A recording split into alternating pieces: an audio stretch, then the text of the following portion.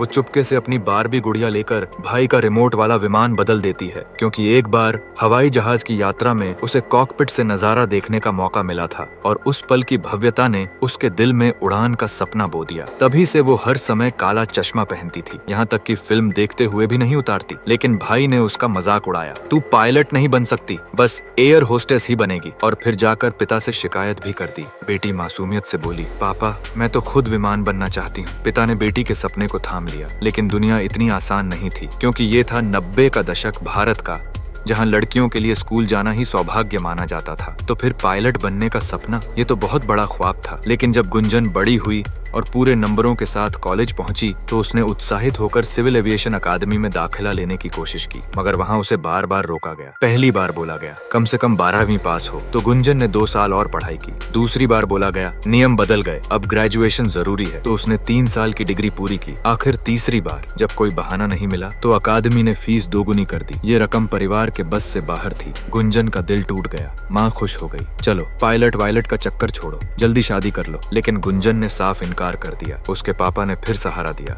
उन्होंने अखबार में खबर पढ़ी, भारतीय वायुसेना पहली बार महिला पायलट भर्ती कर रही है। गुंजन के चेहरे पर चमक लौट आई। अगर मैं सिविल पायलट नहीं बन सकती तो लड़ाकू पायलट क्यों नहीं। वो तुरंत भर्ती परीक्षा देने पहुंची। लेकिन यहाँ तो इम्तिहान और भी कठिन था। इंटरव्यू में एक सवाल आया, अशोक चक्र का रंग क्या होता है। लड़कियां हिचकिचाईं, किसी ने कहा नीला, लेकिन ट्रेनर बोला नहीं काला। पूरा हॉल सन्नाटे में। लड़कियां घबरा गईं। तभी गुंजन ने हिम्मत करके हाथ उठाया और बोली, सर आप गलत हैं, अशोक चक्र नीला ही होता है। ट्रेनर मुस्कुराया। असल में ये परीक्षा ज्ञान की नहीं हिम्मत की थी। फिर तीसरा टेस्ट और अजीब निकला। लड़कियों को तीसरी मंजिल की खिड़की पर खड़ा कर दिया गया। नर्डर मिला, कूदो। ये असल में उनकी संकट की स्थिति में तुरंत सोचने की क्षमता परखा जा रहा था। पूरे दिन की चुनौतियों के बाद सैकड़ों लड़कियों में से सिर्फ गुंजन चुनी गई। वो खुशी खुशी मेडिकल टेस्ट के लिए गई। पापा को फोन किया, मैं पास हो गई। लेकिन तभी डॉक्टर ने झटका दिया। उसका वजन 7 किलो था, ताली के 7 किलो ज्यादा था और लंबाई 165 की जगह सिर्फ 164 सेंटीमीटर। डॉक्टर ने कहा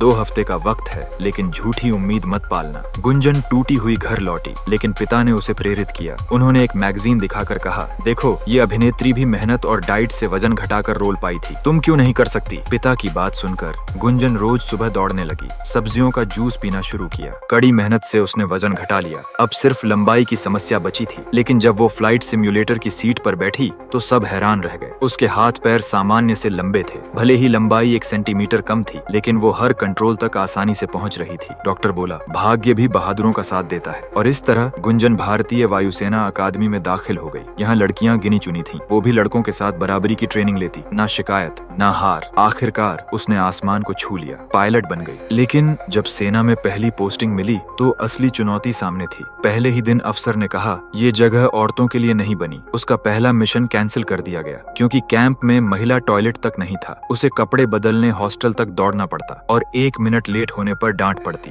दूसरी बार भी ऐसा ही हुआ। आखिरकार उसने जुगाड़ लगाया। पुरुष चेंजिंग रूम में पर्दा डालकर अपना कॉर्नर बना लिया। लेकिन फिर भी वरिष्ठ पायलट उड़ान पर जाने से इनकार कर देते।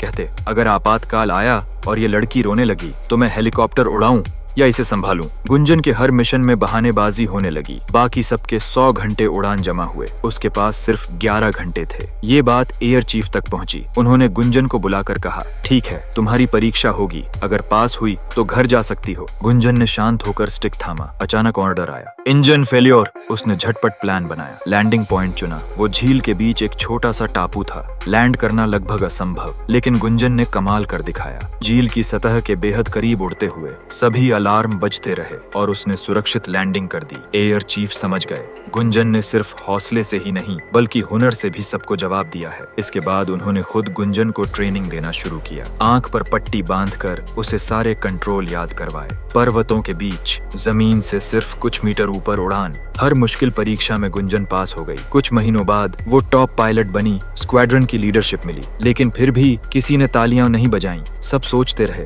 ये तो कमांडर की चहेती है, वरना यहाँ तक कैसे आती। एक मीटिंग में तो कप्तान ने उसका अपमान करते हुए कहा, अगर खुद को साबित करना है तो बाह कुश्ती करो। उसके सामने खड़ा था एक ताकतवर पुरुष अफसर। कई बार हार के बाद भी उसे जबरदस्ती दोहराया गया, सिर्फ सबके सामने उसे शर्मिंदा करने के लिए। गुंजन ने सोचा था उसकी काबिलियत साबित करने के लिए उड़ान ही काफी है, लेकिन यहाँ उसे मर्दानगी की कसौटी पर भी परखा जा रहा था। कहानी यहाँ तक रोकते हैं। अगले भाग में देखेंगे कि गुंजन ने किस तरह पूरे दफ्तर और समाज को जवाब दिया। अगर आपको यह वीडियो पसंद आई हो तो लाइक, सब्सक्राइब और कमेंट करके जरूर बताएं।